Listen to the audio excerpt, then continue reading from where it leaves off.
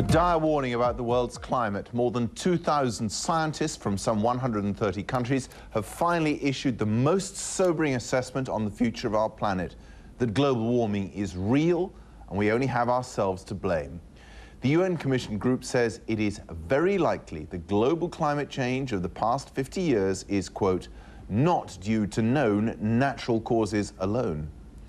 Among other things, the summary report forecasts global temperatures will rise by between 2 and 4 degrees Celsius by 2100. And it predicts that sea levels will rise by between 18 and 59 centimeters also by the end of this century. Warming will depend on choices that human beings make to emit more or less greenhouse gases in the coming century.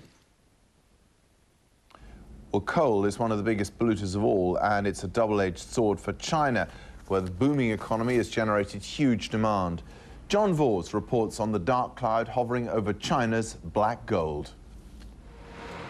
No country burns more coal than China, and no town produces more of it than Datong, China's coal capital, where the air is thick with pollution, the river black and poisoned. Here, what are arguably the most dangerous mines in the world supply the black gold that drives China's roaring economy. But burning coal produces more of the global warming greenhouse gases than any other fuel. Without coal, though, the Chen family would be both cold and poor. Cheap coal heats their 2 small rooms near one of Datong's biggest mines where Mr. Chen works. He says he can't sleep because of headaches from the pollution. His wife complains the house is always dirty from the filth belched from the giant smokestacks. But they say they can't live without their electric appliances, and they want a bigger, better home, like the one in the poster. I've had that picture on the wall for the last 3 years, he told me. It's my dream. I'd like a house like that. It's clean, beautiful, and safe. For the Chen's dreams to come true, China's factories need cheap, subsidized electricity to keep the economy booming. But Xi Jinping, a miner-turned-environmentalist, is among a growing number demanding the government put the environment first. If they don't change quickly, there'll be no life left around here, he says. They must change no matter what the cost. And as these satellite photos show, the toxic pollutants which so many complain about here eventually drift east over Asia, then on to the United States. The pollution gets transported from China across the Pacific typically in about a week. And we are in a part of a world where the winds from west to east are pretty consistent and rapid, so we're pretty much downwind of China all the time. Industry analysts say, on average, every 5 days for the next 5 years, a new coal-burning power plant is due to come online somewhere in China, for a total of 2,500 coal-burning power stations nationwide, producing almost all of this country's electricity. By 2009, China is expected to overtake the US as the world's biggest emitter of greenhouse gases, and experts warn that any attempt to slow global warming will be futile unless there's a dramatic reduction in China's most unwanted export. John Vors, CNN, Datong, China. Up ahead on World Business Today, as the climate change debate heats up, find out how business travelers can lighten their carbon load. That's next.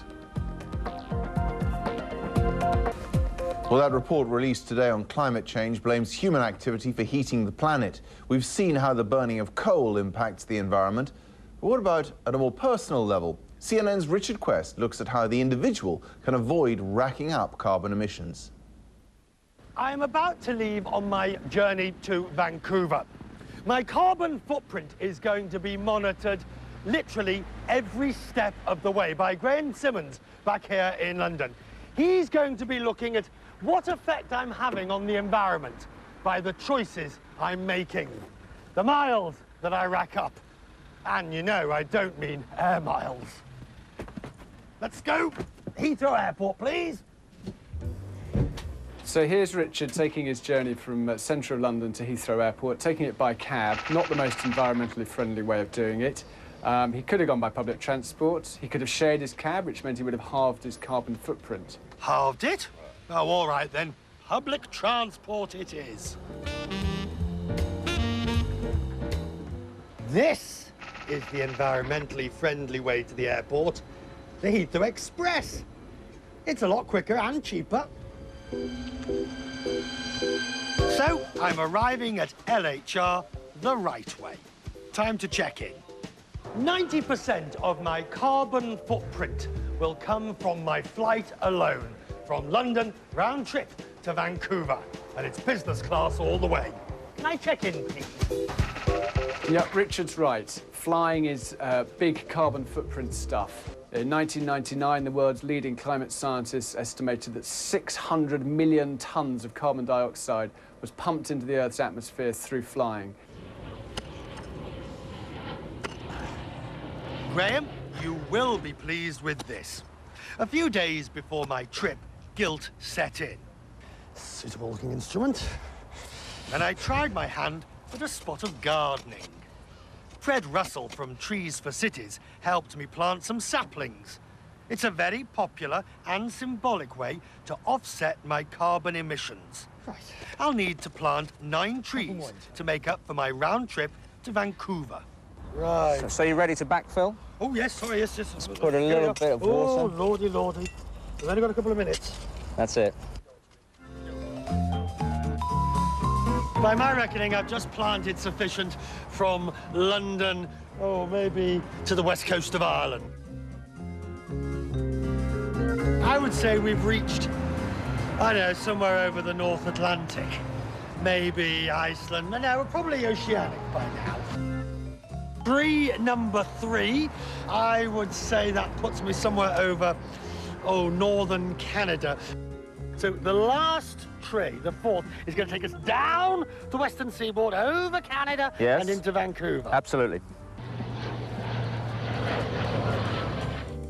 Putting it into perspective, roughly speaking, 2 trees will offset 1 seat on a short-haul flight, while a longer flight, say London to New York, requires 6 trees to be planted. The rule of thumb requires the business traveller to plant 4.5 trees for every tonne of carbon emissions. Tree planting, though, is only one way to counter carbon emissions. Another way, trade it. I'm one of the first business travellers to try my hand at individual carbon trading. And here's my certificate to prove it. For a mere $10, I'm now officially carbon neutral. The individual traveller can effectively purchase the carbon they use or the carbon dioxide that they cause when they travel.